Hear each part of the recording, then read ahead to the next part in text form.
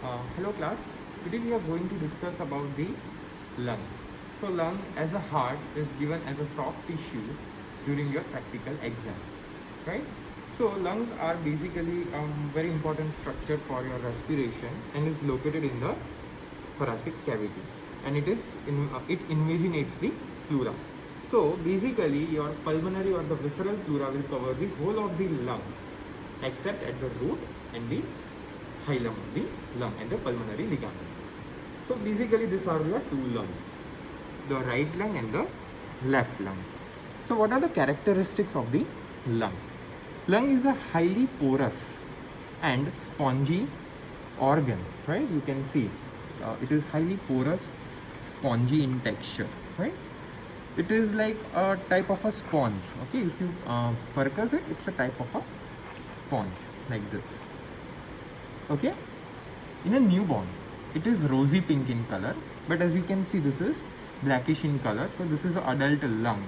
And why it is blackish in color? Because of the carbon dust in the stroma. This lungs will float in the water. Why it will float in the water? Because it might contain some air, right? But in a stillborn baby who has not breathed, right, who has not taken air, that lung will sink, right? So we will talk about the lungs and its presenting parts, site determination, and the relations of the lung in this video. Okay. So first of all, about the presenting parts. So each lung is a half conical in shape. So it will present an apex. This is the apex, and this is the base, right? This is the apex, and this is the base. The surfaces, right? The anterior or the costal surface, the mediastinal surface or the medial surface. This is my mediastinal or the medial surface. So there are two surfaces, okay, apex and the base. And separating these two surfaces, you will have three borders: an anterior border, an inferior border, and a posterior border, right? Both these sides. This is the anterior border, this is the inferior border, and this is the posterior border. Okay, so these are the presenting parts, and now we will discuss about the site determination of the lung, that which is the right lung and which is the left lung. So how will you determine the site? By holding the lung in the anatomical position. So mind well class that the cardiac notch and the fissures which you might have studied, right, is not the identification point. You might be knowing that there is an oblique fissure and there is an horizontal fissure in a right lung, and there are three lobes in the right lung, but that does not determine the site. Also you might be knowing that there is a cardiac notch in the left lung, but again that does not determine the site. For determining the site, you have to know that what is the apex. So this part is the apex. So you will hold the apex in the superior aspect. This is the base. So base you will held in your hand. So if my right lung is there, so I will hold my right lung in the right hand. So see, this is my right lung. How do I appreciate that this is the right lung? See, this is the apex. So apex come above, right? Base comes below. So I am holding the lung like this.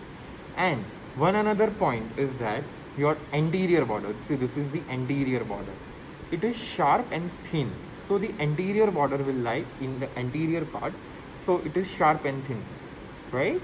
And the costal surface, see, these are the costal surface, it has the impressions of the ribs in it. Okay, so you can easily identify the impressions of the ribs in it. So the costal surface comes anteriorly, the anterior border, the thin and the sharp anterior border comes anteriorly, the apex comes superiorly, and the base comes beneath your palm, right? So this is how you hold the lung and you determine the site. You do not say that it is the three lobes in the right lung, it is two fissures in the right lung which determines your right lung. No, that is incorrect. Correct is like this way: the apex, the base, the anterior thin and sharp border, and the costal surface with the costal markings. This is how you determine the site. Same way for my left lung, if I am holding my left lung in my left hand, right, I will be holding it in my left hand. So the apex comes above and the base comes below, right, and the sharp anterior border will come the interior part. Okay, fine. So now let us discuss about the different parts of the lung. Okay, yeah. So first of all, about the apex. So these are my apices of both the lungs. So this apex continues above the first rib till the root of the neck, right? It is covered by the the cervical pleura, right? And above the cervical pleura, you will have your suprapleural membrane or the substance fascia, right? So the apex extends till the root of the neck, but it does not go into the root, into the neck. It extends only till the root of the neck. So how will you know that what is the extensions? So a point 3 to 4 centimeter above the first costal cartilage and a point 2.5 centimeter above the medial end of the clavicle, right? 3 to 4 centimeter above the first costal cartilage and 2.5 centimeter above the medial end of the clavicle is the highest point or the summit of the apex, which corresponds to the root of the neck. So this is the extension of the apex. In front, it is covered by the in front and back, obviously it is covered by the cervical pleura, and in front of the pleura you have your substance fascia, right, which is a musculofascial expansion, right? And in front of that you have related certain structures such as your certain arteries, like subclavian artery and subclavian vein, right? And this posteriorly and in the lateral part you have your trunk of brachial plexus and everything, right?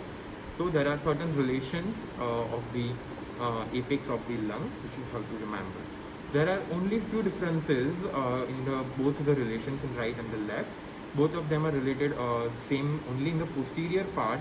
The left is related to the esophagus and the right is somewhat related to the trachea. So these are some relations of the apex of the lung, right? Now we are talking about the base. So as you can see, I am just lifting my lung and showing you the base. So this is the base of the lung. As you can see, the base is highly concave, and this is my right lung and this is my left lung. Okay, so the base of the right lung is more concave than that of the left one. Why? Because of the presence of the liver, right? Liver will indent on the lung, on the right lung, so the base of the right lung is much more concave than the left lung. So this is the part of base, and it is related to the thoracic surface or the superior surface of the diaphragm. And beneath the diaphragm on the right hand side you have your liver, and on the left hand side you have your fundus of the stomach and the spleen. Okay, so this is the base of the lung. The base of the lung, right, is also gives the what we say beneath the base of the lung you have your costodiaphragmatic recess of the pleura. Okay, fine. Now talking about the surfaces of the lung. Now as I already told you, there are two surfaces. One is the costal surface and another is the medial surface. Okay. Now the costal surface, it lies in the front, right? In front of the costal surface you will have your costal pleura. In front of the costal pleura you will have the endothoracic fascia, and in front of that endothoracic fascia you will have your ribs, costal cartilages and the sternum. So basically the lungs is separated from the bony thoracic wall by the endothoracic fascia and the parietal pleura and the costal pleura or the parietal pleura. So this is your what we say the costal surface of the lung. You can easily identify the impressions of the ribs on the costal surface, right? See, these are the costal surfaces with the indent with the ribs margin. See, these are the ribs, okay? And this elevated structure is nothing but your intercostal space. So see, ribs will give indentation, it will press the lung. So these are your impressions of the ribs, okay? The indented part, the one which is inside, right, going inside like this way. See, indentation, right, that is your rib. And the elevated structure, see this one, this structure and this structure is your intercostal space, right? Because ribs will give the indentation. Okay, fine. So this is the costal surface. Now talking about the medial surface. So medial surface is divided into two parts. See, this is my medial surface. I'm just rotating the lung towards the medial side. So this is my medial surface of the left lung, and this is my medial surface of the right lung. Okay, so the medial surface is separated from the costal surface by the anterior border. It is separated from the base by the inferior border. Okay, same goes for the right side. Now the medial surface is divided into two parts. The one consisting of this structure, this is the root of the lung, right? And beneath it is the pulmonary ligament. So the structure consisting of the root of the lung and the pulmonary ligament, and this part, this much part, right?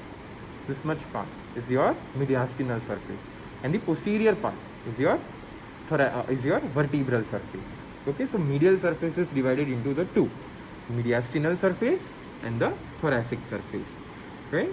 And the same in the right lung even, that in the surface consisting of the pulmonary ligament, this over here will be the pulmonary ligament, and this is the root of the lung, and the other and the other part of the other surface just anterior to the root of the lung is your mediastinal surface, and the part which is just posterior to the root of the lung, this much part is your vertebral surface. Okay, so as the vertebral surface, as the name goes, is related to the thoracic vertebra, right? The transverse process of the thoracic vertebra from T1 to T12, right?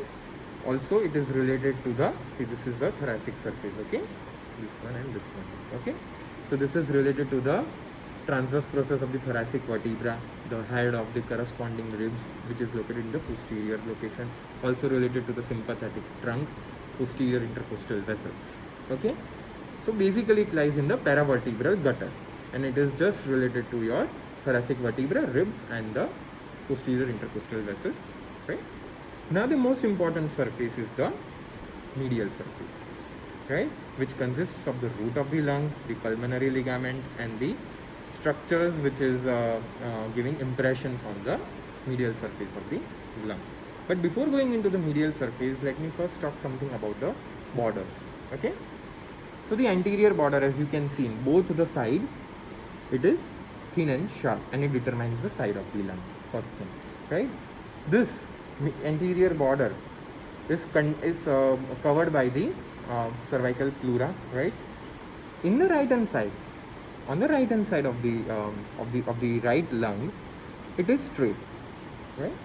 But on the left hand side, it presents a notch. Now this surface anatomy is important. So starting from the sternoclavicular joint, first point, second point is the angle of Lewis, or the sternal angle. Third point is the fourth costal cartilage, right? Till that, your anterior border of both the sides of the lung are straight, goes forwards and downwards in a straight line. But at the level of fourth costal cartilage, the left anterior border will deviate towards the lateral side and goes downwards and laterally 3.5 centimeter lateral to the median plane, right? Continues downwards and forwards, and again goes somewhat medially, and at the level of the sixth intercostal cartilage, it will continue with the inferior border. So this area, right, this much area, right, the anterior border forms the cardiac notch, and this area gives the area for the superficial cardiac dullness and holds the costomediastinal recess of the pleura. The anterior border of the right lung till the fourth costal cartilage, it is straight. Then it again extends downwards, goes at the level of the sixth costal cartilage in a straight line. Then it deviates on the laterally, right, and then continues as the inferior border.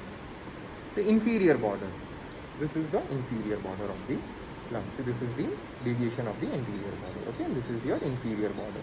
This is a left lung. Okay, this is a cardiac notch. So the inferior border of both the lungs, right, is in the pleura. The mnemonic was 8 10 and 12, right? 8 in the mid clavicular line, 10 in the mid axillary line, and the 12, right, in the posterior or the scapular line, okay, which is 2.5 centimeter lateral to the thoracic vertebra, okay. But over here it is -2, so this will be at 6th at the mid clavicular plane, 6th costal cartilage in the mid clavicular plane, then 8th costal cartilage in the mid axillary plane, and 10th costal cartilage or the 10th rib, you can say, in the scapular line. Same goes for the inferior border of the right lung, okay. The posterior border is thick. See, this is the posterior border, right, separating the medial surface from the costal surface. This is the posterior border. As you can see, this is rounded in contour, okay, it is rounded in shape, both the lungs, it is rounded. This is the posterior border of the lungs, both the lungs, it is rounded. And as the posterior surface of the medial part, right, the vertebral surface of the medial part, it is again related to the thoracic vertebra and the ribs and the transverse processes. So this is your posterior border, okay. So these are the borders. Now coming towards the medial surface, right, medial surface, in the medial surface, the mediastinal part, okay. So now I am holding my lung like this way, right. So this is my left lung, this is my right lung, and this is my medial surface of the right lung, and this is the medial surface of the left lung, or I could now say mediastinal surface. So first the mediastinal surface of the right lung. So the most important structure you have to identify here is the root of the lung and the structures passing inside or coming out of the root of the lung. So root of the lung is basically a structure from in which is not covered by the pleura, right? It is covered by the pleura will, the visceral and the parietal pleura will fold as a bilaminar fold, right, and will continue together. So basically this is the area from where the lung would have invaginated during your embryological development inside the pleura, okay. So in the lecture of pleura, I told you one shortcut which was for the right lung in the root of the lung was the BABV. So if you touch this thing, see, this is very thick structure, this one, right, this is your bronchus, right. This one, see, you can see that it carried the deoxygenated blood, so it is bluish in color, right. So it is your pulmonary artery. Pulmonary artery always carries the deoxygenated blood, and beneath it, here, see, this structure and this structure are your pulmonary veins, okay. So BABV, so this is the bronchus, this is the artery, this is a bronchus. See, the lower bronchus is somewhat going downward, so this is the upper bronchus, this is the lower bronchus, and between that you have your artery. So B, A, B and V. This is the vein and this is also the vein, okay. So B, A, B, V, okay. B, this is B, A, B, V, okay. This was above downwards. From anterior to posterior, that is before backwards, you have your vein, artery and bronchus, A, V and B, okay. So this is a structure, and beneath the pulmonary vein, see this part, there is a bilaminar fold of pleura, that is your pulmonary ligament, okay, extending from the root of the lung towards the base of the diaphragm. So that is your pulmonary ligament. It is not shown over here, but it does not contain anything except for the loose areolar tissue and certain lymphatics in it. And in the case of increased venous return during the exercise, it gives the pulmonary vein to expand, the space to expand the pulmonary vein. So this is the structure at the root of the lung, at the right lung. Now about talking about the left lung. So in the right lung it was BABV, in the left lung it is ABV. So this part, the superior part, is your artery, pulmonary artery. This thick part is your bronchus, and the lowest part, see, this is your vein. So BABV in the right lung and ABV in the left lung, okay. And this part will be your pulmonary ligament. Over here will be the pulmonary ligament. So these are the most important structures. You will be able to hold the lung, and you will have to able to identify which is the bronchus, which is the artery, and which is the vein, which you can easily identify with the shortcut. In the right lung it is BABV, and it is in the left lung it is ABV. Okay. Now the relations on the mediastinal surface, right? Above the root lung level, below the root lung level, and everything. So first let us talk about the left lung only, right? So above the root of the lung, see this impression is very, very thick. You can easily identify and easily appreciate this impression. This impression is of the arch of aorta. This is the arch of aorta, and this is the descending aorta. Okay, and over here is the ascending aorta. So ascending aorta, arch of aorta, and the descending aorta. And over here at the somewhat above part, see superior part, you can see this three impressions of the arteries, right? Which is nothing but the brachiocephalic trunk, left common carotid, and the left subclavian artery, right? Which are the branches from the arch of aorta. So these are the three branches of the arch of aorta, and this is the arch of aorta, and over here will be your descending thoracic aorta. So this is the impression of the aorta. Okay. Now apart from the aorta, in the lower part of the medial surface, over here will also be an impression of the esophagus. Over here will be the esophagus. Okay. And here in the just posterior to the impression for the aorta, over here will also be the esophagus and the thoracic duct. Now you can see the part beneath the pulmonary root or the lung root. This one, see, this is the impression of the heart.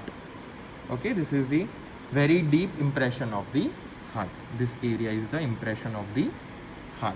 You can see this is highly concave and highly deep in the left side, but on the left side this is your cardiac impression. It is not that deep. Why? Because in the left side the heart obviously lies on more on the left side, and this impression will be of your left ventricle and your left atrium and the left auricle. So it is very deeper impression of the heart. And from the heart over here will be your impression of your pulmonary trunk, even over here, and over here will be your arch of ascending aorta, arch of aorta, and the descending thoracic aorta. So these are the impressions on the left lung, okay, on the mediastinal surface of the left lung. Now coming to the right hand side. Okay, so the right hand side of the lung, the mediastinal surface of the right hand side of the lung, just above the pulmonary root or the lung root, just like that of the arch of aorta, again you have your impression, this impression, see, this one, this impression above the lung root, this impression is that of the termination of the azygous vein. So this is the arch of the azygous vein. The arch of the azygous vein will go into the superior vena cava before the superior vena cava pierces the pericardium. So the arch of azygous vein is ending, or it's terminating into the superior vena cava. So over here will be your arch of azygous vein, and over here will be the impression of the superior vena cava. Okay, this is the impression of the superior vena cava. Superior vena cava, as you all know, opens into the right atrium.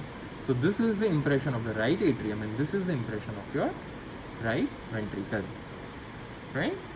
So this is the cardiac impression, and cardiac impression in the right lung is formed by the right atrium and the right ventricle. Above the cardiac impression over here, this is the impression of the superior vena cava, and superior vena cava, as you all know, it is formed by the brachiocephalic trunk. So over the vein, right? The brachiocephalic vein would be over here, and this part, this is important, as it was the arch of aorta in the left lung. Over here it is the arch of the azygous vein in the right lung. Okay, fine. Now over here will be your pulmonary ligament as that of the left side. Okay, yeah, above the arch of the azygous vein, this impression is of the trachea. Okay, so in the right lung there is an impression of the trachea over here, but in the left lung over here and here are the impressions of the esophagus. But in the right side there is an impression of the trachea. Okay. Apart from that, there are phrenic vessels and phrenicocardiac vessels and nerves, right? And phrenic nerve itself, right? Also, there is a vagus nerve. In the left side, there is a recurrent laryngeal nerve even. That all impressions you cannot make out. But in the theory, you have to mention that these are the structures related to the left side and the right side respectively, right? That is a theory point of view. You cannot see that impressions over here, okay? Now talking about the lobes and the fissures of the lung. These are the surfaces which we discussed and the relations at the root of the lung. This is a very, very important structures which we just discussed. These are the structures which you will be asked in the exam, right? Now talking about the lobes of the lung. Now again I am keeping the lungs in a straight position, right? So as we all know that the left lung is having two lobes, right? The upper lobe and the lower lobe, and the both the lobes are what we say demarcated or separated by an oblique fissure. Okay, in the right side again you have three lobes. Okay, this is the upper lobe, this is the lower lobe, and this is the middle lobe. But these lobes are not what we say the side determining point, because you might be having an accessory lobe. Sometimes the right lung have two lobes, sometimes the left lung has three lobes. So the lobes never determines the side. So this is the oblique fissure, right? This is again the oblique fissure, right? This is again the oblique fissure. See, separating both the lobes. This is the oblique fissure in the front view, right, of the left lung, and this is the oblique fissure of the right lung. Okay, so if I trace it posterior in the medial part, see, this is my oblique fissure here, right, and this is again my oblique fissure over here. Okay, so basically over here in the right lung even, see, this is my oblique fissure, right? See, this is the oblique fissure. This is also my oblique fissure. Okay, so basically the oblique fissure of both the lungs starts above the lung roof like this, goes upwards and laterally. See, you can see, goes upwards and laterally. Then traced in the front or in the costal surface. See, it goes downwards and medially. See, it is going downwards and medially like this. Okay, downwards and medially like this. Okay, in both the parts. See, it is going downwards and medially like this to end into the inferior border. So this is a tracing of your oblique fissure. So the oblique fissure in the costal surface in the mid-axillary line lies at the fifth costal cartilage. That is one point for surface marking you remember. Okay. In the right hand side you have one horizontal fissure separating the upper lobe and the middle lobe. So see, this is your which fissure? The horizontal fissure. So the extension of the horizontal fissure is from the anterior border. See, this is your anterior border, right? This is your anterior border, and from the anterior border origins your which border, which fissure? The horizontal fissure. See, this is the horizontal fissure going in a straight line, right, and laterally from the median plane and merges with the oblique fissure. Again, at what space? At the fifth intercostal space. Okay, so this is your which fissure? The horizontal fissure. Okay, now talking about the lobes. So what is the importance of this oblique fissures and the separating two lobes? Now see, the upper lobe, this is the upper lobe, this is the upper lobe, right? This one. This is the middle lobe of the right lung. Okay, so the upper lobe will be moving laterally and forwards during your inspiration with the help of your ribs. Okay, so the upper lobe goes forwards like this and laterally during your inspiration because of the ribs. Okay, and the lower lobe is associated with the diaphragmatic movement of respiration. So the lower lobe goes forwards and downwards, right, because of the piston movement of the diaphragm. Okay, so this is how the respiration occurs, that the upper lobes and the middle lobe of the right lung and the upper lobes of both the lungs goes forwards and laterally, right, because of the movements of the ribs during inspiration, and the lower lobe of both the lungs goes downwards, right, and forwards because of the piston movement of the diaphragm. So this is the importance of the lobe of the both the lungs. Now there is one structure in the anterior border of the left lung, which is the lingula. See, lingula means the tongue. See, this is your anterior border and this is your cardiac notch, right? This is your cardiac notch, and this part is the lingula. Lingula means a tongue-like projection of the anterior border of the left lung, which appears like a tongue. Many authors say that this lingula is the middle lobe of the left lung. Okay, there is no other significance of it, right? Now, there are certain accessory lobes, such as the lobe of the azygous vein, which is present in the right lung. So, what happens is that the apex of the lung, of the right lung, is divided by the pleura, like this. Like this. This is my pleura, my finger is the pleura. It is divided into the two parts, the medial part and the lateral part. So this medial part act as the lobe of the azygous vein. Why? Because this pleura will be acting as the mesoazygous and will pull the azygous vein superiorly, thereby separating the apex of the right lung into medial and the lateral part, and the medial part will be acting as the what? As the lobe of the azygous vein. This happens why? Because there is an anomaly in the formation of the right bronchus, that the right bronchus normally lies medial to the azygous vein, but in this condition it will lie lateral to the azygous vein. So the pleura will hold the azygous vein superiorly, thereby separating it from the bronchus, and so there is the formation of the lobe of the azygous vein. Okay, so this is the demonstration of the lungs, right? Okay. Thank you so much.